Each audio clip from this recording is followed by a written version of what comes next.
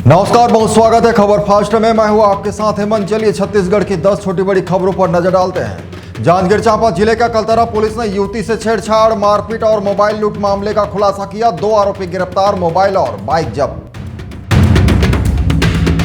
राजधानी रायपुर में सीए कार्यालय से लाखों रुपए की चोरी का खुलासा। पूर्व कर्मचारी समेत 2 आरोपी गिरफ्तार, 7,80,000 रुपए नगद बरामद।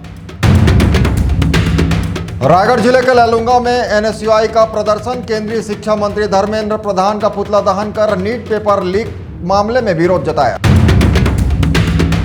भिलाई में सेंट्रल एवेन्यू रोड पर तेज रफ्तार कार पेड़ से टकराई। भीषण हादसे में 2 युवकों की मौत, पुलिस जांच में जुटी।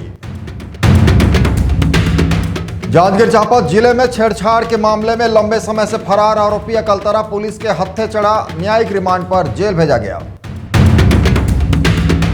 दुर्ग जिले में दहेज प्रताड़ना से जुड़ी आत्महत्या मामले में बड़ी कार्रवाई। फरार पति और ससुर गिरफ्तार, न्यायिक रिमांड पर भेजे गए। छत्तीसगढ़ प्रदेश के लिए गर्व की खबर। रामनामी डॉक्यूमेंट्री को 72वें राष्ट्रीय फिल्म पुरस्कार में सर्वश्रेष्ठ डॉक्यूमेंट्री का सम्मान।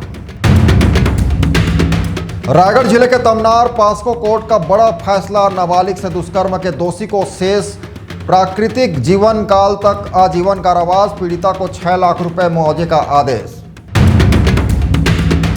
शक्ति जिले में एससीबी की बड़ी कार्रवाई। जिला अस्पताल के प्रभारी civil surgeon doctor Santosh Kumar Patel 1 lakh रुपए की रिश्वत लेते रंगे हाथ गिरफ्तार। रायगढ़ जिले के लैलूंगा में तेज रफ्तार डंपर ने बोलेरो को मारी टक्कर, चालक गंभीर घायल, डंपर चालक मौके से फरार। ऐसे ही और भी खबरों को देखने के लिए आज ही हमारे चैनल ACN24 को YouTube पर जाकर सब्सक्राइब करें। नमस्कार।